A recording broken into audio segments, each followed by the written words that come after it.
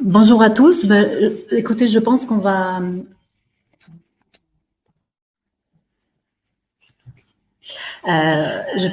commencer.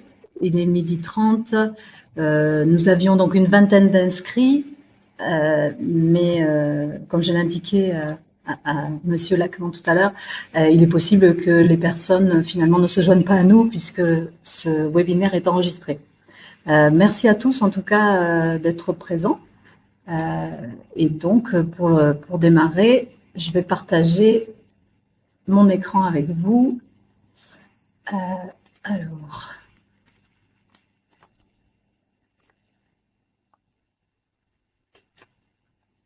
voilà. Est-ce que vous voyez bien l'écran? Tout le monde? Oui? Ok, très bien. Donc, ce webinaire est organisé par le guichet Rénov Occitanie de la communauté de communes du Grand Pic Saint-Loup et des Cévennes gangeoises et chinoises.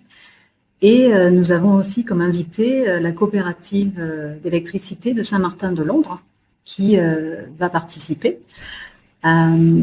Donc, pour, en fin de compte, démarrer le webinaire, quelques consignes. Donc, actuellement, vos micros sont coupés par défaut, mais vous avez la possibilité de lever la main. Vous voyez en haut, il y a une petite icône avec une main.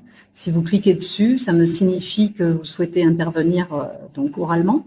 Vous avez aussi la possibilité de poser des questions tout au long du webinaire dans le chat ou l'espace message, dont vous voyez aussi l'icône en haut. Lorsque vous posez des questions ou vous souhaitez vous exprimer, ça serait bien de nous indiquer sur quelle commune vous habitez. Et comme je le signifiais à certains d'entre vous au début, la présentation sera envoyée à tous les participants.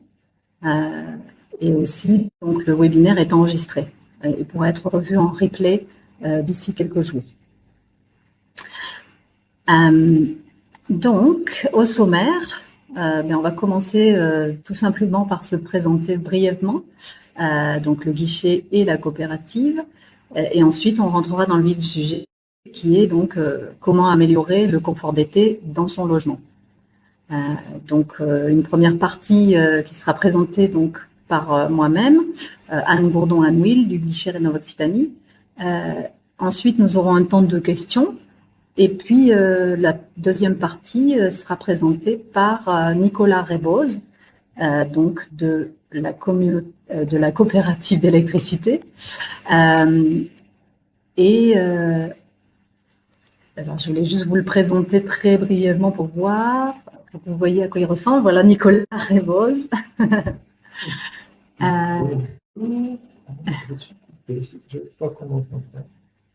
Oui, si tu veux dire bonjour, oui. Ah, vas-y. Bonjour à tous, Nicolas Reboz, enchanté, de la coopérative d'électricité. Je travaille au Pool Service, un service en lien avec les économies d'énergie. Et je vous présenterai tout ça un peu plus tard. Merci. Donc, pour revenir à la présentation, donc on va démarrer tout simplement donc sur le guichet Rénov Occitanie. Qu'est-ce que c'est le guichet? En fait, c'est un espace conseil France Rénov qui est porté donc en partenariat avec par les communautés de communes du Grand Pic Saint-Loup et des Cévennes gangeoises et chinoises. Notre mission principale est d'accompagner les propriétaires donc de façon neutre, objective et gratuite. On est un service public dans toutes les questions qui se posent autour d'un projet de rénovation énergétique de l'habitat ou de l'amélioration de la performance énergétique. Donc le service est disponible pour tous les propriétaires de logements situés donc sur le territoire que nous voyons ici. Alors j'espère que vous le voyez tous. C'est ce grand territoire qui est donc en haut à droite de l'Hérault, juste au nord de la métropole de Montpellier, donc avec le Grand Pic Saint-Loup au sud et puis les Cévennes gangeoises et chinoises au nord. Je vais laisser Nicolas présenter la coopérative. Alors, je te remets en présentateur. Oui, alors donc la coopérative, un petit historique d'abord. C'est une entreprise qui est née il y a un peu plus de 100 ans maintenant. On vient de fêter les 100 ans. Qui est née de la volonté commune des agriculteurs de l'ARP de Montpellier et de collectivités de se regrouper sous forme de coopérative pour amener l'électricité dans l'ARP de Montpellier, parce que à l'époque il y avait donc pas d'électricité, pas d'énergie pour faire fonctionner tous les appareils viticoles. Et face à ça, ils sont regroupés, ont mis en place, construit très rapidement le barrage Moulin-Bertrand, qui se situe entre Saint-Martin-de-Londres et le Causse de la Selle, qui a suffi jusque dans les années 60 à alimenter 100 de l'électricité dont avaient besoin les gens, qui aujourd'hui, avec l'augmentation des besoins en électricité, représente plus que 2 à 3% de l'énergie qui circule sur le réseau. La coopérative agit enfin en tout cas est présente sur près de 50 communes, donc sur un assez grand territoire avec près de 40 000 clients. Ces missions, elles se regroupent sur deux points principaux. La première, c'est la mission de gestionnaire de réseau, de la même manière que le fait Enedis sur 95% du territoire en France. Les 5% étant liés directement aux ELD, les entreprises locales de distribution, dont fait partie la coopérative d'électricité. Le but, c'est de bien gérer le réseau pour avoir une bonne qualité de service, et notamment par l'enfouissement des réseaux. Vous avez déjà dû voir peut-être dans vos communes des travaux à ce sujet. Ensuite, la deuxième casquette qu'on a, c'est fournisseur d'électricité. Donc gestionnaire de réseau et fournisseur d'électricité. On est fournisseur au tarif réglementé de vente de l'électricité, le TRV, de la même manière qu'EDF sur une partie de son marché. Et à ce sujet, on applique tel quel, stricto sensus, les prix qui sont fixés par l'État. Donc voilà, pas de spécificité là-dessus. C'est les tarifs bleus résidentiels auxquels vous accédez très certainement. Par rapport à la qualité des énergies qu'on trouve sur notre réseau, en 2020, il y avait près de 24% d'énergie verte, enfin en tout cas d'ENR présente sur le réseau, dont 12% produites localement. Alors ces 12% produites localement, c'est principalement du photovoltaïque, une dizaine de pourcents. Le reste, c'est le barrage donc de l'hydroélectrique. Donc ça fait un global à 24% qui est assez élevé en pourcentage de ENR sur notre réseau. Donc ça, c'est une bonne chose. Et enfin, pour vous présenter le service auquel je fais partie, c'est donc le pool service qui a été créé il y a un peu moins de 10 ans, qui est en lien donc avec les économies d'énergie et qui est destiné à la fois aux professionnels, aux collectivités, mais aussi aux résidentiels. Donc on couvre toute cette palette-là. On est deux. J'ai mon collègue qui s'occupe du professionnel en faisant des diagnostics sur l'optimisation des consommations.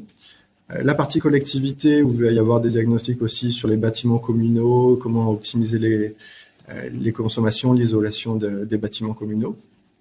Et aussi sur l'éclairage public. Voilà, souvent on entend parler ces temps-ci d'abaissement, de choses comme ça, de renouvellement du parc d'éclairage. Donc voilà, c'est toutes ces problématiques-là. Et moi, je m'occupe donc de la partie particulier où je vais donner des conseils en maîtrise économie-énergie. C'est un service gratuit qu'on met en place auprès des résidents, des clients, dans l'occurrence de la coopérative. Voilà principalement la présentation de la coopérative et de mon service là-dedans. Merci beaucoup, Nicolas. Donc, nous allons continuer avec la présentation. Alors, le confort d'été, en fait, c'est le sujet qui nous intéresse aujourd'hui. On va partir de la définition. Donc, qu'est-ce que c'est finalement le confort d'été dans un bâtiment ? Donc l'idée, en fait, c'est que dans un bâtiment bien conçu, à forte inertie, bien isolé et équipé de protections solaires efficaces, l'occupant, qui saura gérer les protections solaires et une ventilation judicieuse obtiendra des conditions de confort satisfaisantes, même par forte chaleur. Donc ça, c'est une définition de l'ADEME qui reprend bien tous les aspects du confort d'été. Une petite précision, vous voyez sur la gauche de l'écran en bas, la limite réglementaire de rafraîchissement dans les bâtiments est 26 degrés. Donc 26 degrés, il faut normalement pas descendre en dessous de ce seuil lorsqu'on essaie de rafraîchir les bâtiments. Donc, comment améliorer le confort d'été? En fait, il y a plusieurs aspects. Là, on commence par limiter les apports solaires. Donc, qu'est-ce que ça veut dire? En fin de compte, on voit bien sur le schéma qui est présenté que la course du soleil varie entre les saisons. Et de ce fait, le rayonnement entre plus ou moins dans les habitations, plus ou moins fortement.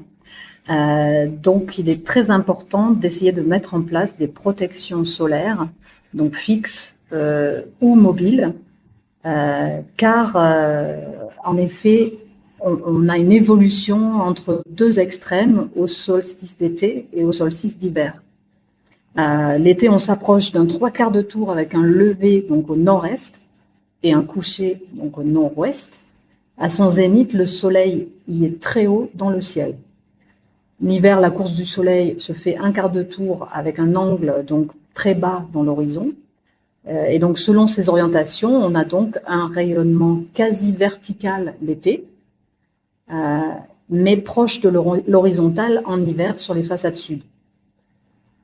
Un soleil globalement bas l'été et très bas en hiver, rayonnant sur les façades est et ouest. Donc, l'est et l'ouest particulièrement sont problématiques en été. Et donc l'été, les façades sud-est et sud-ouest reçoivent à la fois les rayons du soleil bas d'est et d'ouest et aussi le soleil haut du sud. Donc si on regarde un petit peu les risques de surchauffe par orientation, on peut voir en effet que le moment le pire pour les surchauffes, ça va être entre 19h et 21h du côté donc sud-ouest. Sur le schéma de droite, le type de protection par orientation, c'est un schéma assez intéressant parce qu'on peut reprendre finalement, retrouver quel type de protection fonctionne pour quel type d'orientation. Par exemple, donc on voit au sud, donc en bleu foncé, une protection horizontale fixe ou mobile est adaptée. Alors que au sud-ouest, finalement, il faut une protection lourde, verticale, extérieure et mobile pour quand même toujours pouvoir profiter un peu de la lumière du côté ouest en dehors de la fin de journée. Donc, en termes des protections horizontales, finalement, elles projettent une ombre verticale sur les parois. Donc ça, c'est tout à fait logique. Donc plus le soleil est haut dans le ciel et plus l'ombre couvrira une surface importante de la façade. Donc ces protections, on les retrouve idéalement au sud, comme on le voit sur le schéma de droite. Pour ce qui est des protections verticales, elles sont plus indiquées donc à l'est et à l'ouest, car elles permettent de stopper un rayonnement de soleil bas dans l'horizon. Si on passe donc à la prochaine diapo, le deuxième élément important donc pour améliorer le confort d'été, ça va être de limiter au maximum les apports thermiques externes. Qu'est-ce que ça signifie? C'est qu'il faut absolument donc éviter d'essayer de ventiler naturellement la journée, puisque finalement l'air chaud de l'extérieur qui rentre finit par réchauffer excessivement les pièces. Donc l'importance sur ce thème-là, c'est vraiment de fermer les fenêtres et les volets pendant la journée et occulter tous les ouvrants le jour. Ça va. Quand on vit dans le sud, on apprend ça très vite. Donc sur la prochaine diapo, on parle plutôt maintenant des apports thermiques internes. Ça, c'est quelque chose qu'on oublie, auquel on ne pense pas forcément. On a beaucoup d'appareils électroniques au sein de nos logements, donc, et ces appareils électroniques génèrent de la chaleur. Bon, il y en a certains où, évidemment, on ne peut pas les couper, comme le réfrigérateur ou le congélateur. Mais il y a d'autres aspects comme l'éclairage, l'électroménager, le four, voilà, l'énergie de cuisson, qui se convertissent en chaleur dans le logement. Et notre présence aussi dans les logements, donc en tant qu'être humain, génère également beaucoup de chaleur.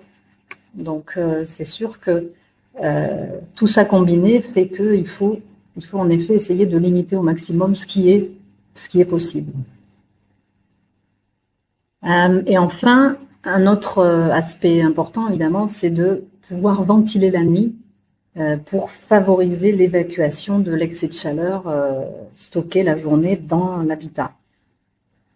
Donc l'idée, c'est de créer un courant d'air, donc soit par une ventilation naturelle traversante, soit aussi par un tirage thermique avec une ouverture en bas de la maison et une ouverture en haut de la maison. Donc on le voit sur la figure 7.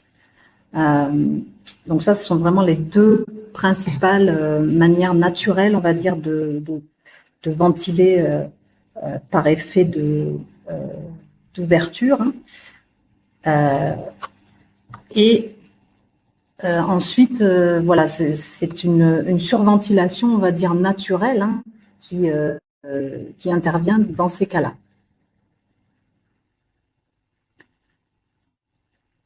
Au niveau des autres astuces pour rafraîchir sans avoir recours à de la climatisation, un élément, bien sûr, que tout le monde connaît, c'est le ventilateur. Donc, ce ventilateur mobile ou fixe, mais particulièrement, en fait, les brasseurs d'air sont efficaces pour apporter du confort dans l'habitation. Et ce qu'il y a d'intéressant avec le brassage de l'air, c'est que le ventilateur de plafond donne une sensation de fraîcheur pour une faible consommation d'électricité. Donc, on dit, l'ADEME a fait des études et montre qu'en moyenne, un ventilateur de plafond va consommer 20 fois moins qu'un climatiseur. On est à peu près 26 watts par heure contre ce qui peut aller jusqu'à 1000 watts par heure pour un climatiseur. Cette alternative donc à la climatisation est intéressante, mais bien sûr, il faut que la taille des pales du ventilateur de plafond soit suffisamment grande pour pouvoir brasser l'air de toute la pièce. C'est par contre un appareil qui est plus adapté pour des pièces relativement hautes, puisque voilà, il faut éviter que les pales soient trop près du plafond pour avoir un effet maximum. Ensuite, comme autre moyen palliatif, il y a donc les ventilateurs directionnels classiques, portatifs ou murales, qui permettent donc un mouvement de balayage de l'air dans la pièce.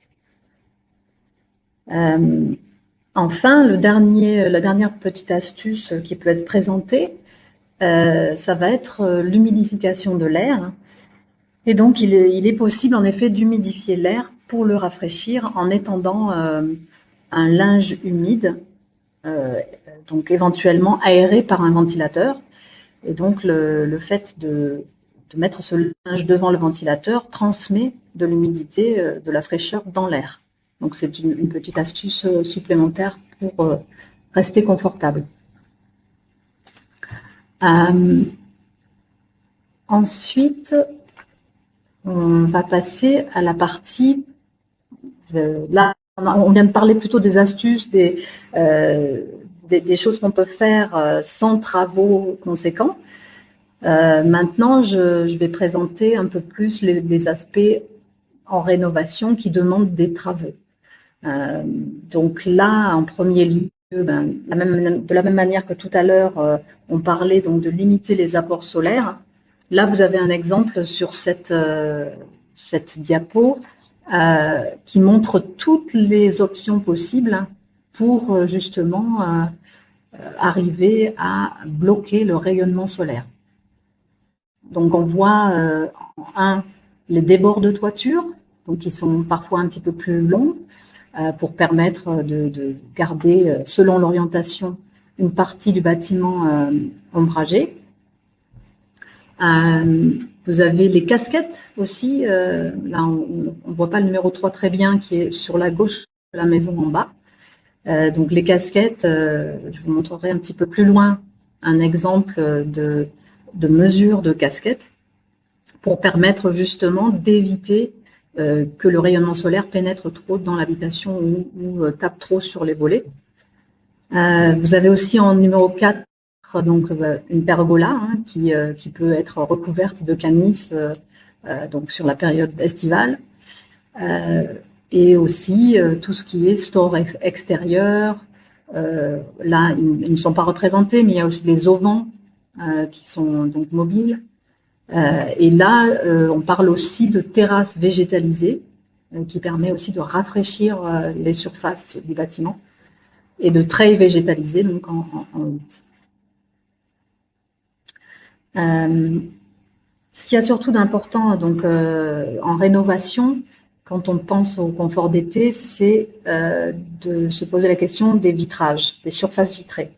Évidemment, les fenêtres sont le point faible du bâtiment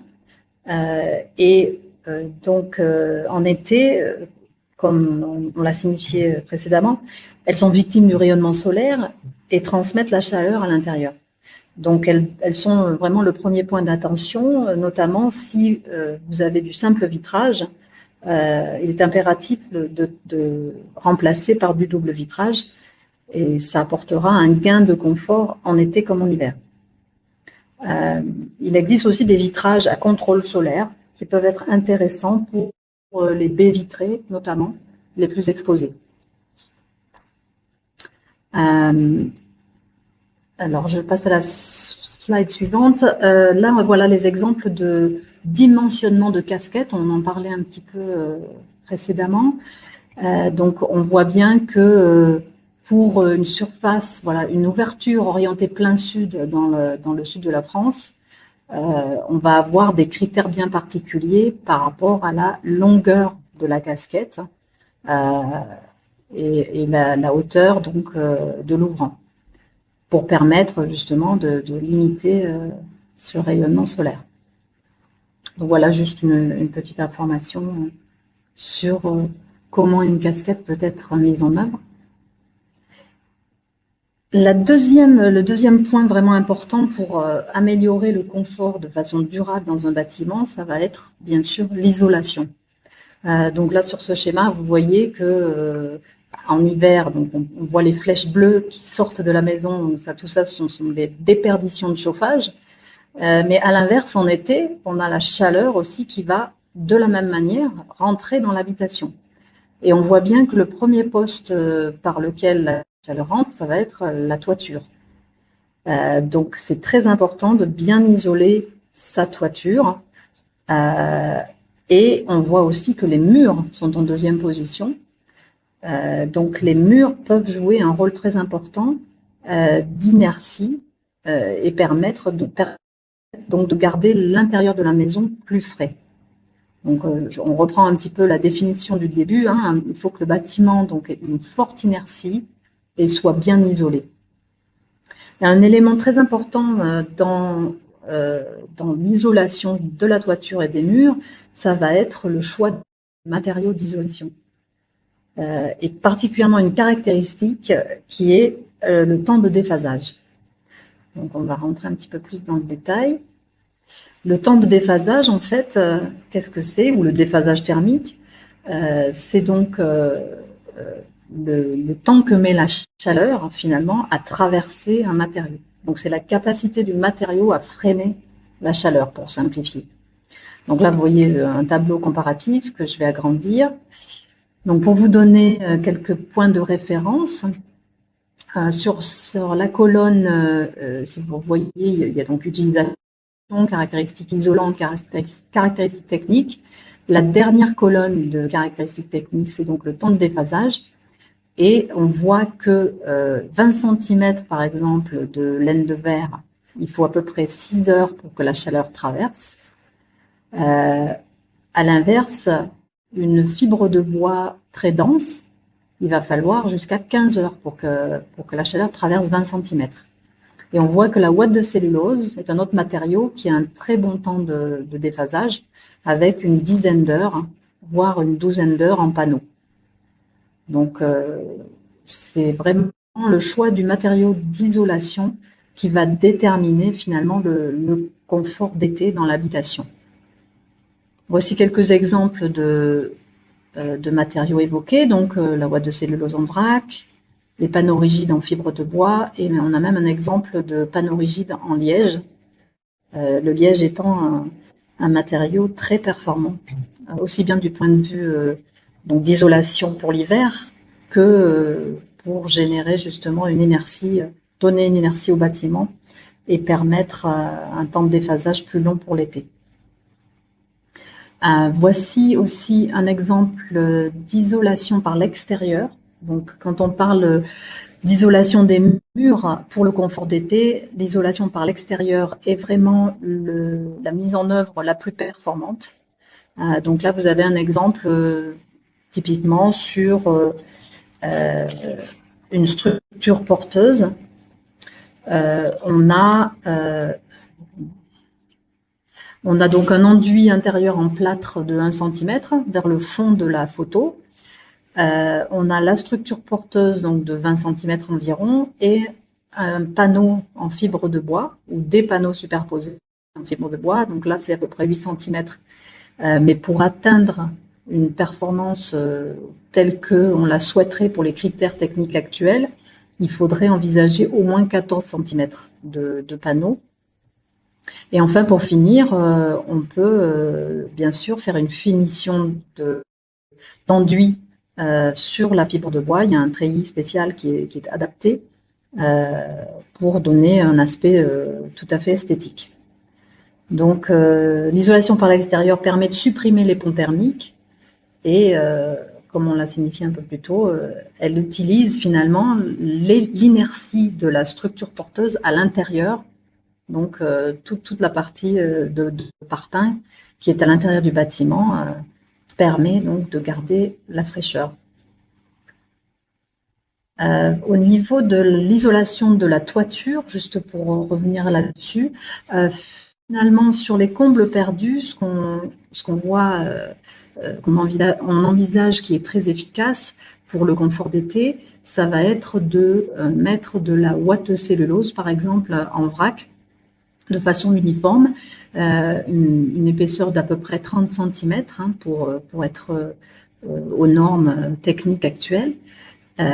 Et donc ça, toutes les personnes qui ont mis ça en œuvre dans leur maison sur les combles perdus ont ressenti la différence. Donc quand l'été arrive, puisque finalement ça permet quand même d'ajouter au confort.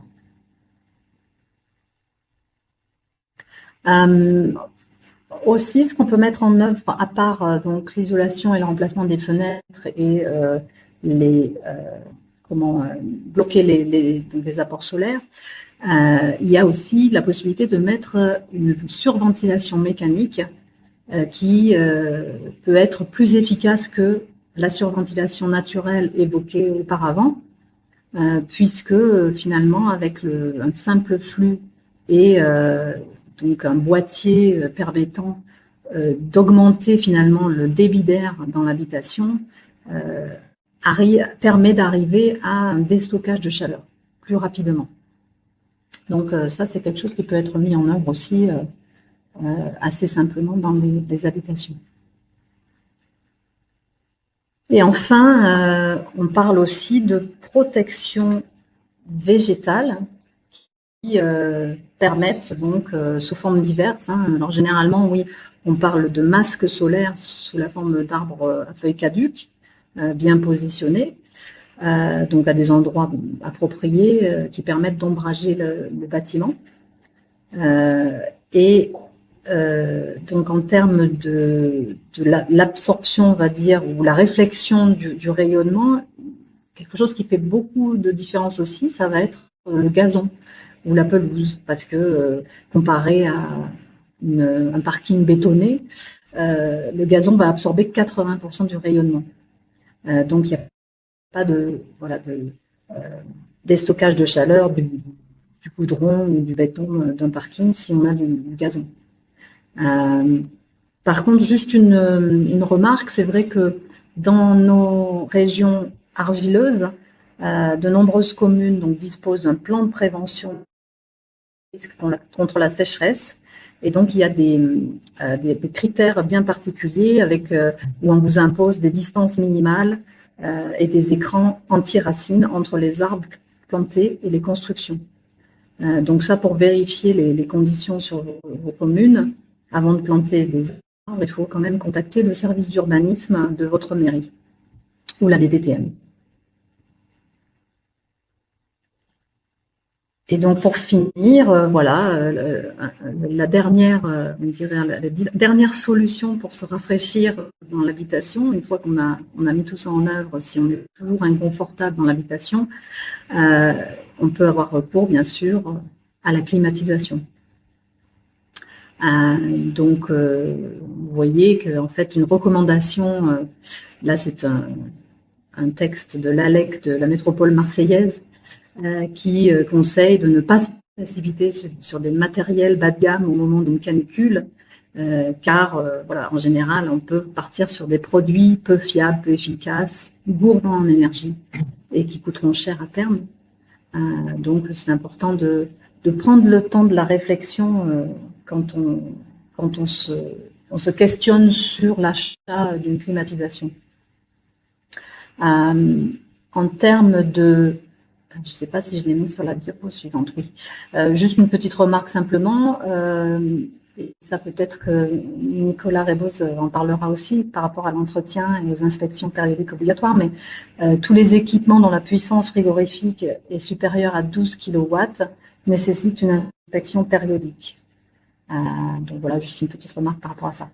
En termes des différentes solutions disponibles, donc il va y avoir les systèmes individuels, donc qui climatisent une seule pièce. Il y a deux catégories, donc les monoblocs et les split systems. Et on a aussi ce qu'on appelle les climatisateurs mobiles, les climatiseurs mobiles, mais qui ne sont pas considérés à proprement parler comme des appareils de climatisation. Ensuite, on va avoir les systèmes centralisés pour un logement. Donc ça, c'est généralement donc pour la totalité du logement. C'est un investissement important et bien sûr, il faut faire intervenir des spécialistes. Et souvent, ça va être des systèmes réversibles. On a deux systèmes principaux, les multisplits et les pompes à chaleur réversibles qui peuvent alimenter, donc comme vous le voyez, soit un plancher rafraîchissant chauffant, soit un réseau de gaines. Voilà, j'ai terminé sur ces aspects-là et je vais passer, avant de passer donc la main à Nicolas Reboz, si vous avez des questions, n'hésitez pas à lever la main sur cette partie-là.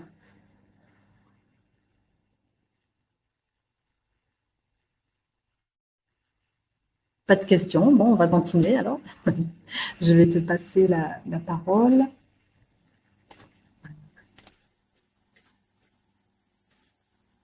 Alors oui,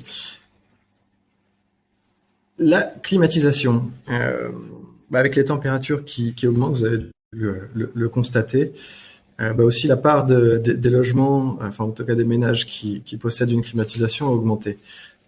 En 2016, on en avait 14%. Aujourd'hui, près d'un ménage sur 4 possède la climatisation. Alors c'est bien sûr plus de confort, mais aussi plus de consommation.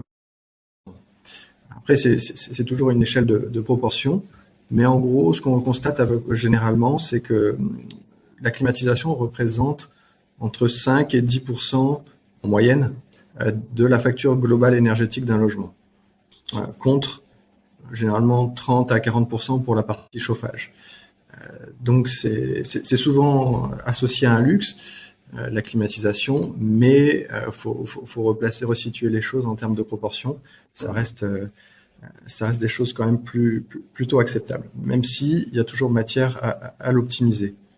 Alors pourquoi ça consomme moins que la partie chauffage, hein, pour une pompe à chaleur qui ferait et le froid et le chaud? Il y a 3 raisons à ça. La première, c'est que en mode froid, les appareils sont légèrement plus performants, ils ont un meilleur rendement. Ça, c'est la première des choses. La seconde, c'est que le différentiel de température entre l'intérieur et l'extérieur du logement est plus important l'hiver quand on chauffe que l'été. Et enfin, le troisième, c'est la période de rafraîchissement qui est plus courte que la période pendant laquelle on va chauffer. Donc, c'est pour ça qu'on retrouve pas les mêmes ordres de grandeur de consommation.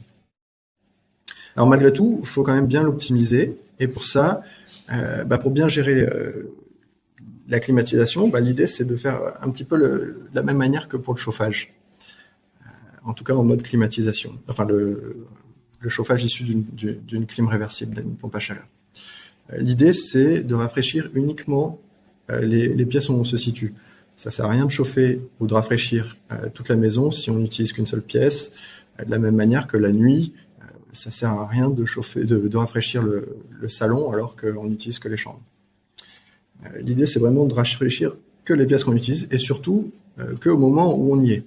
Il y a des gens qui mettent la clim sur 24-25 de mai à septembre, on tout le temps de la même manière régulée. Ça, c'est vraiment ce qu'il faut éviter parce que ça va pousser les consommations au maximum. Parce que de la même manière qu'il y a des déperditions thermiques avec le chauffage, il y a des déperditions thermiques de rafraîchissement qui vont dépendre de l'isolation principalement de la maison.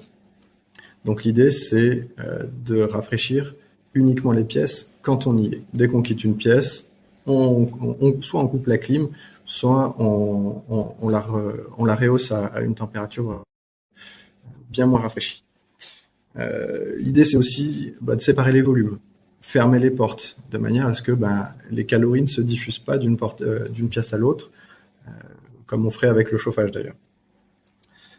Ensuite, il y a des systèmes pour vous aider à programmer, parce que c'est vrai que des fois, on aurait tendance à allumer et puis à oublier que c'est en fonctionnement dès qu'on quitte une pièce.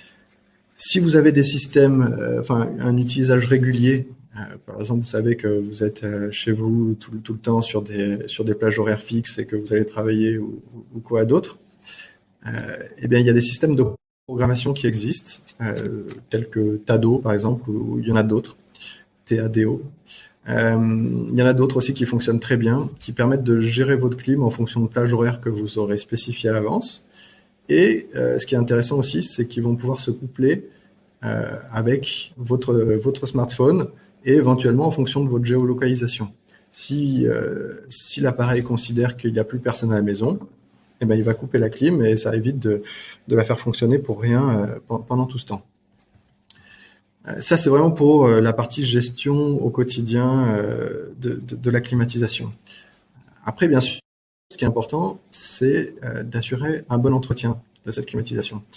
Sur l'entretien, il y a en gros 2 points principaux à avoir en tête. Le premier, c'est l'entretien des filtres. L'entretien des filtres, il est principalement intéressant pour bien sûr la qualité de l'air. Ça, souvent, c'est réalisé directement par les gens et il n'y a pas besoin de forcément passer par un professionnel pour le réaliser. La fréquence, elle va dépendre de l'utilisation que vous faites de la climatisation. On conseille souvent tous les 2 mois à peu près de nettoyer les filtres. Ça peut être plus ou moins régulier selon la fréquence d'utilisation de la climatisation. Ça, c'est le premier point à entretenir. Le second, ça va être l'entretien de la machine en elle-même. Le compresseur qui se situe à l'extérieur, où il y a donc ce gaz sous pression qu'on va dilater ou compresser pour faire donc du chaud ou du froid. Il se peut qu'avec le temps, il y ait des déperditions de ce gaz qui est stocké dans le compresseur, de telle sorte que l'appareil va avoir besoin de plus d'énergie pour produire le même froid. Donc, pour faire face à ça, ce qui est bien, c'est tous les 2 ans, généralement, ce qu'on conseille, c'est de faire une révision. Ça peut être tous les ans si vraiment vous en servez en chauffage et en clim. Mais voilà, de faire un entretien paraprofessionnel cette fois-ci, qui va venir avec des manomètres, vérifier la pression du gaz dans le compresseur et éventuellement compléter pour qu'il fonctionne à son meilleur rendement. À ce sujet, il y a 2 symptômes qui peuvent vous mettre la puce à l'oreille par rapport au fait qu'il y ait besoin qu'il y ait besoin d'un entretien. Le premier, c'est si jamais vous avez la climatisation qui commence à faire beaucoup de bruit quand vous la mettez en fonctionnement, plus de bruit que d'habitude, ou qu'elle mette plus de temps que d'habitude à refroidir une pièce.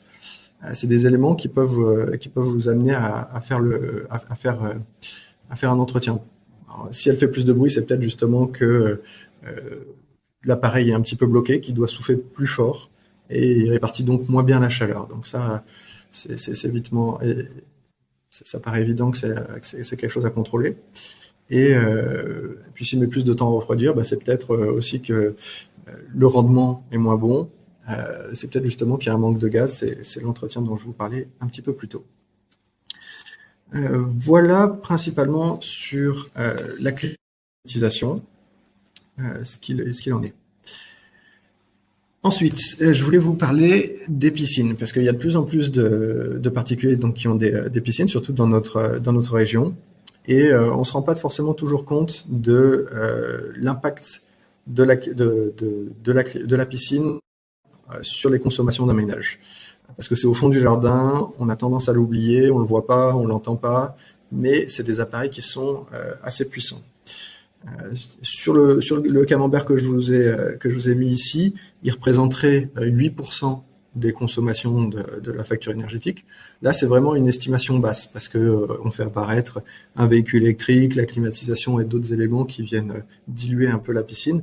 Mais en général, la part des consommations liées à la filtration de la piscine représente plutôt aux alentours de 15%, parfois 20% pour des grosses piscines, sans parler de chauffage, juste la filtration de la piscine, parce que c'est des moteurs qui sont assez puissants.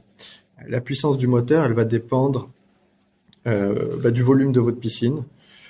En gros, en moyenne, pour une piscine qui ferait 30 mètres cubes, ça représenterait un moteur qui ferait un cheval à peu près. Pour une piscine qui ferait 80 mètres cubes, ça ferait un cheval et demi, voire 2 chevaux, donc entre 1000 et 1500 watts.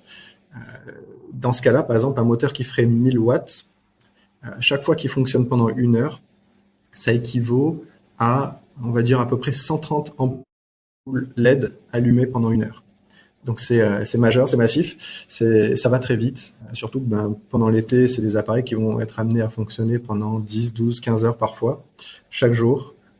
Donc faut avoir en tête que c'est l'équivalent de 130 ampoules LED allumées pendant 10, 12, 15 heures chaque jour, et donc ça va très vite, ça a un impact fort sur les consommations.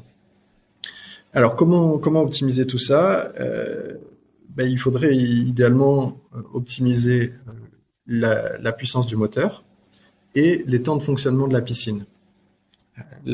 Comment optimiser les temps de fonctionnement de la piscine? Eh bien, il faut adapter votre temps de fonctionnement de piscine, enfin en tout cas de filtration, à tous les éléments dont vous avez connaissance au moment où vous établissez le réglage. C'est-à-dire principalement la température. Alors souvent, on conseille assez basiquement de dire c'est la température de l'eau divisée par 2. Ça, c'est pas toujours valable. En fait, c'est une règle commune, mais qui est pas forcément adaptée à toutes les piscines, parce que toutes les piscines sont différentes. Il suffit de comparer les revêtements, le système de filtration, de traitement de l'eau. Est-ce qu'il y a des arbres autour? Est-ce que la piscine est beaucoup utilisée?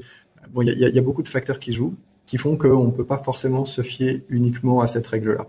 Ça se trouve, cette règle-là, elle va vous dire que votre piscine elle a besoin de fonctionner 12 heures par jour, alors que le temps de filtration nécessaire est peut-être que de 8 heures. Et dans ce cas-là, à chaque fois, c'est 2 ou 4 heures de gâcher quelque part, parce qu'à chaque fois qu'on filtre pour rien, c'est perdu.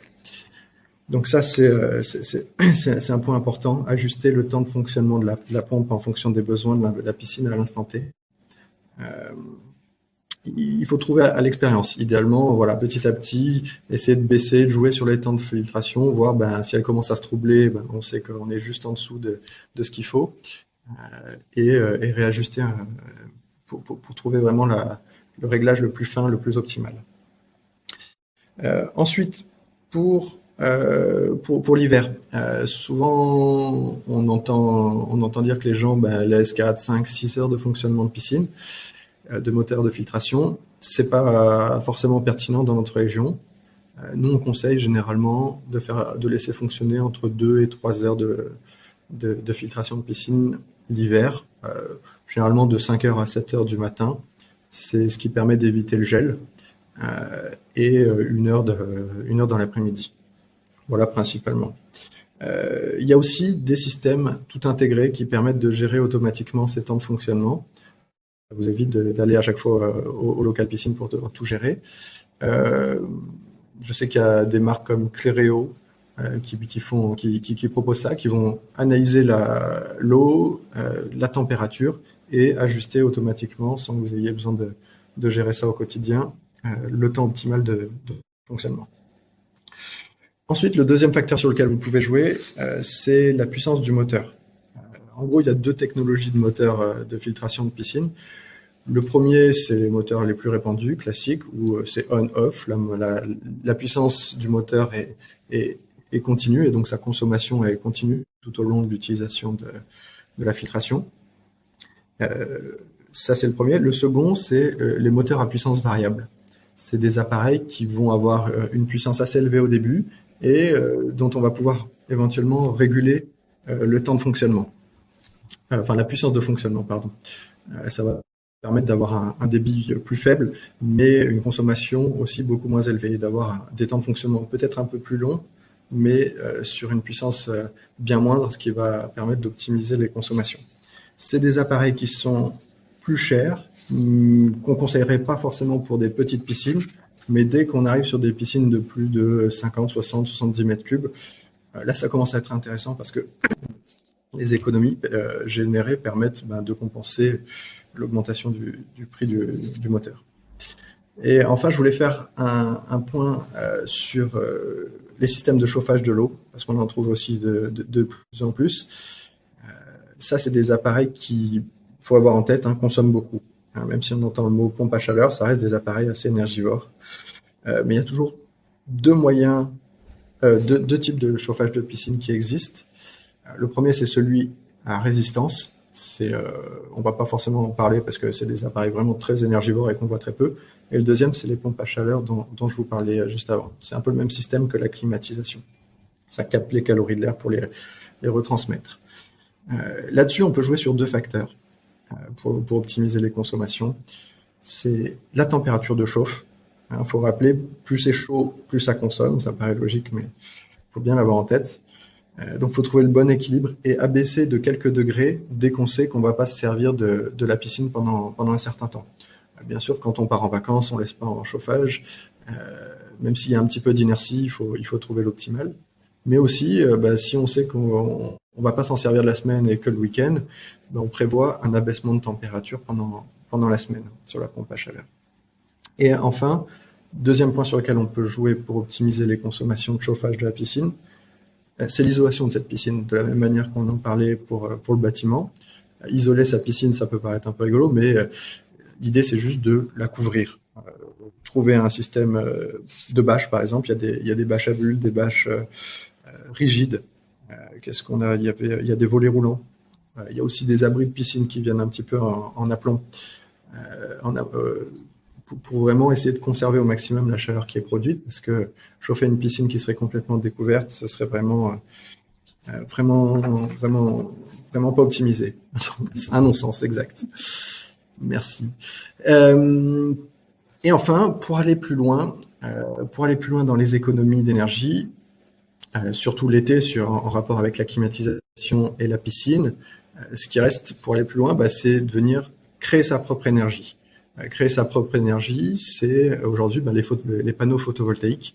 qu'on trouve de plus en plus chez les particuliers, qui vont permettre d'auto-consommer l'énergie, c'est-à-dire de produire de l'énergie dans la maison et de la consommer directement avec les appareils qui en ont besoin, la piscine, la climatisation, pour éviter d'avoir une augmentation de confort et une augmentation de coûts, mais uniquement une augmentation de confort. Voilà, c'est des investissements qui sont de plus en plus intéressants et rentables et dont on sera peut-être amené à parler dans un prochain webinaire. Voilà pour ma partie. Est-ce que vous auriez des questions à ce sujet? Je crois même qu'il y a eu une question aussi sur le précédent, sur la partie de Madame Gourdon. Donc si vous avez des questions, n'hésitez pas, c'est le moment. Moi, je voulais juste revenir sur ce que tu disais par rapport à la température de l'eau, donc divisée par 2. Oui, oui. Juste pour bien comprendre, si par exemple on regarde son thermomètre de piscine et Oui. qu'on voit 28, ça voudrait dire qu'il faudrait faire tourner le moteur 14 heures, c'est ça? C'est ça, c'est ça. Et ça, c'est vraiment la règle de base que donnent les piscinistes. Et c'est la règle un petit peu pour pas s'embêter. Et quand on s'embête pas, bien souvent, on consomme un peu plus. Et le système intégré de gestion, tu as dit que c'était Cléreo. Cléreo, alors il y en a plein d'autres. Ça s'appelle comment? C'est K-L-E-R-E-O. Ça, c'est un système. Après, il y en a bien d'autres. Et ils permettent d'être reliés directement au moteur de filtration. Et en fait, c'est un relais qui va le déclencher en fonction de la programmation qui aura été faite en amont. On peut aussi définir des plages pendant lesquelles on veut absolument qu'elles fonctionnent ou pas, ou limiter un maximum de plages horaires. Mais sinon, ils s'occupent de tout, de gérer ça. Un gestionnaire intelligent, quoi. Voilà, c'est ça, exactement. Alors, il y a une question, en fait, je n'ai pas son nom complet, mais d'une personne qui me regarde. Comment chauffer une piscine avec le solaire? Elle se pose la question. Alors, chauffer directement avec le solaire, c'est un peu plus compliqué que ça. En fait, les panneaux photovoltaïques, si c'est ce à quoi vous faites référence dans votre question, les panneaux photovoltaïques vont produire de l'énergie, en l'occurrence de l'électricité, qui va permettre d'alimenter une source de production de chaleur eau chaude, une pompe à chaleur pour le chauffage de la piscine, qui va donc absorber l'énergie qui est créée par les panneaux. Ce qui est intéressant dans ces cas-là, c'est souvent que les besoins en chauffage de piscine sont en corrélation avec les moments où on produit de la chaleur. Ça conviendrait pas pour chauffer une piscine l'hiver parce qu'il y a beaucoup moins de soleil, il y a des journées, voilà, et puis en plus de ça, on ne conseille pas de chauffer les piscines l'hiver.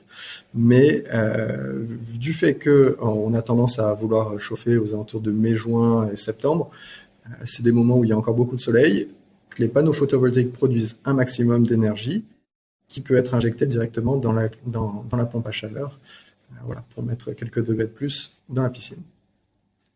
Merci. Je vois qu'il y avait une question, oui, sur quelles sont les solutions d'isolation pour une toiture en béton. Alors, il faudra un petit peu plus de détails. Peut-être, je crois que c'est Monsieur Sotti, peut-être qu'on pourrait échanger par téléphone à ce sujet, parce que voilà, c'est pour savoir si c'était plus sur des combles perdus ou si c'est des combles aménageables ou aménagés. Donc, il y a différentes solutions envisageables. Si vous avez d'autres questions, donc par rapport soit à l'utilisation de la climatisation, ou des usages au quotidien pour améliorer le confort d'été, n'hésitez pas à lever la main ou poser une question dans le chat.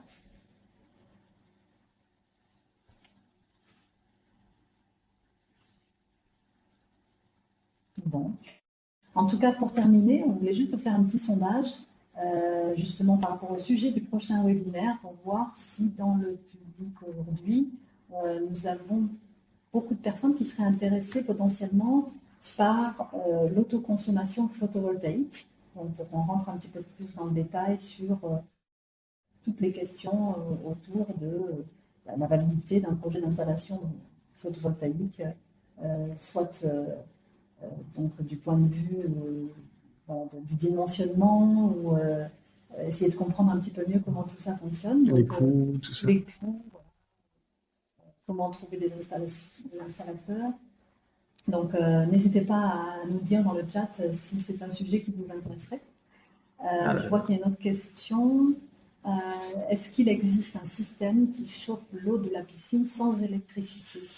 Alors, oui, il y a des systèmes qui sont plutôt généralement un peu faits maison et qui sont un peu moins efficaces, mais qui existent quand même et qui fonctionnent sans électricité. J'ai notamment vu ça chez certains particuliers qui mettent un réseau de tuyaux souvent noirs, souples, entrelacés en, voilà, sur une toiture par exemple ou directement au sol dans le jardin. Avec un circulateur, une petite pompe qui va faire circuler l'eau de la piscine, la faire passer donc dans le réseau des tuyaux noirs pour capter la chaleur, qui va être donc soumise au soleil, qui va monter en température et qui va redistribuer directement en circuit fermé dans la piscine. Donc c'est des appareils qui peuvent, enfin des systèmes qui peuvent permettre de gagner peut-être un petit peu en chaleur. C'est moins efficace, mais ça consomme pas pour le coup ou peu d'électricité, pas d'électricité parce qu'il y a un petit circulateur, mais c'est négligeable. C'est très peu. L'autoconsommation, donc plutôt. Oui, donc plutôt là, on a plusieurs personnes qui seraient intéressées très bien. par le sujet de l'autoconsommation. Très bien, mais écoutez, s'il n'y a pas d'autres questions, on remercie en tout cas d'avoir assisté à ce webinaire et je remercie Nicolas Avec plaisir. pour son intervention. Et nous souhaitons Merci à toi aussi une bonne journée avec plaisir. invité. Au revoir à tous. Bonne fin de journée, merci. Au revoir.